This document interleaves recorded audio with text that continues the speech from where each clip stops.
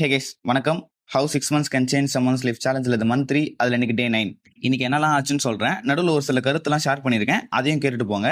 இன்னைக்கு எழுந்தது லேட்டு, அதனால ஃப்ரெஷ் ஆகிட்டு காலேஜ் கிளம்பிட்டேன். அப்புறம் அங்கே நடக்கிற கிளாஸஸ்லாம் அட்டன் பண்ணி முடிச்சுட்டு ரூமுக்கு போகிறதுக்கு முன்னாடி இந்த நாய் புலம்புறதை கொஞ்ச நேரம் கேட்டுட்டு இருந்தேன். இவனை எப்போ கேஷுவலாக போஸ்ட் தர சொன்னாலும் இப்படி தான் கைஸ் பண்ணுறான், இவனை என்ன பண்ணுறது. அப்புறம் காலேஜ்லேயே சாப்பிட்டு ரூமுக்கு வந்துட்டேன். வந்ததும் கொஞ்ச நேரம் தூங்கி எழுந்துட்டு கோடிங் கிளாஸ் பார்த்துட்டு இருந்தேன். ரொம்ப நாள் கழிச்சு பாக்குறேன் கைஸ், எல்லாம் மறந்து போச்சு. அப்புறம் ரூபிக்ஸ் கியூப் வச்சுட்டு கொஞ்ச நேரம் விளையாடிட்டு இருந்தேன். சரி, அந்த கருத்து சொல்றேன்னு சொன்னல, அது என்னன்னா, ரீசெண்டா ஒரு லைஃப் லெசன் லேர்ன் பண்ணேன் கைஸ். நீங்க யாருன்னு மத்தவங்களுக்கு ப்ரூவ் பண்ண ட்ரை பண்ணாதீங்க. நீங்க எல்லாருக்கிட்டையும் போயிட்டு நீங்க யாருன்னு ப்ரூவ் பண்றதுலாம் ரொம்ப கஷ்டம். ஃபார் எக்ஸாம்பிள் என்னையும் எடுத்துக்கோங்க. நான் ஏன் கண்டென்ட் கிரியேஷன் ஸ்டார்ட் பண்ணேன், என்னோட மெயின் மோட்டிவ் என்ன, நான் எந்த காலேஜ்ல படிக்கிறேன், என்ன கோடிங் கிளாஸ்லாம் பாக்குறேன், இந்த மாதிரி நிறைய விஷயம் என்னோட வீடியோஸ்ல அப்பப்போ சொல்லியிருக்கேன்.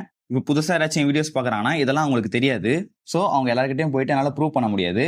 ஏன் என்ன ஸ்டார்டிங்ல இருந்து ஃபாலோ பண்ற சில பேருக்கு கூட ஒரு சில விஷயம் என்னை பத்தி தெரியாது.